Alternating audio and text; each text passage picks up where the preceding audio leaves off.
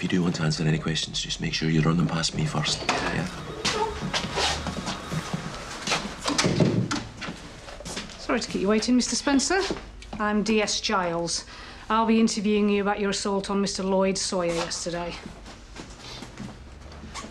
How's he doing? Mr. Sawyer is in a critical but stable condition. Thank God. In intensive care. In a coma. So, what does that mean? The medics have done their best, but all they can do now is wait to see if he responds to treatment. In case you have any doubts about how serious his condition is, he could die. That's not possible. I only hit him once. It wasn't even hard.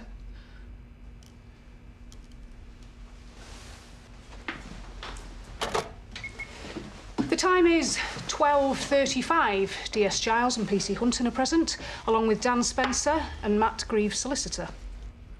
Mr. Spencer, could you tell me about the events that led to your assault on Mr. Lloyd Sawyer yesterday? He kept sending him messages, saying how much he liked his stuff. And then he'd send cash through, you know, just a few quid here and there. What was the money for? Tipping. They call it. If he liked her stuff, he'd send a few quid through. She was feeling really good about it, like she was getting somewhere. She wants to be one of those influencers, you know. It's a big deal how many followers she's got. So how did she end up meeting Mr. Sawyer? He turned up at the salon, out of the blue. I think it couldn't have been too difficult to find out where she worked because her boss, Mandy, she agreed because it was free advertising. You know, that's where she got scared. When she found out he was a dirty perv, she was beside herself. Then he found out where we lived and put a letter through the door, messaging her to say he wanted her to meet him. I warned him off. Of course I did. Then I got in touch with PC Swirling, but he did jack all about it.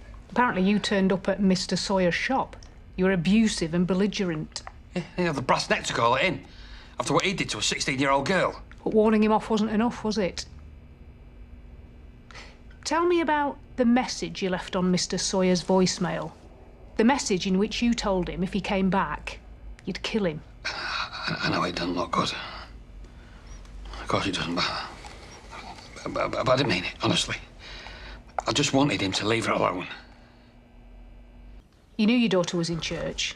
When you saw Mr. Sawyer walking out with her, is it fair to say you lost it?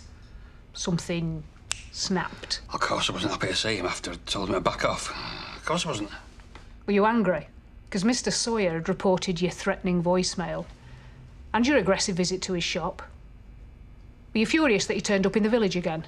I was mad because he was harassing me little girl, wasn't I?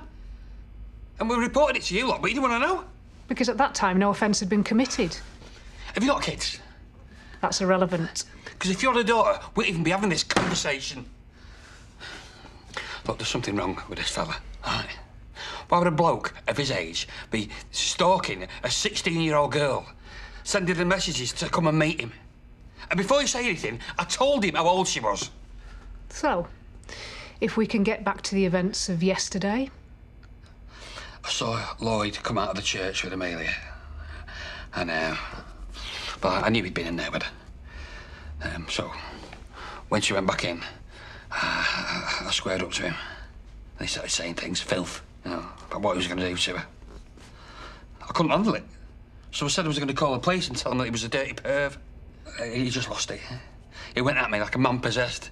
I had his hand around my neck like that. So I smacked him and he just went down. You'd left him a voicemail. You threatened to kill him. If I wanted to do him over, I'd be cleverer than that, wouldn't I?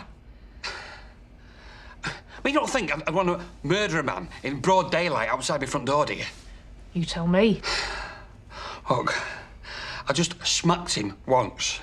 I mean, look at me. I'm hardly ripped, am I? What am I going to do to a fella like that? My client has been in custody for almost 24 hours. So if you're going to charge him, I suggest you do so.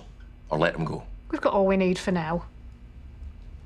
I'm releasing you on police bail pending further investigations. What does that mean? Don't get too comfy at home. Interview over at 13:32.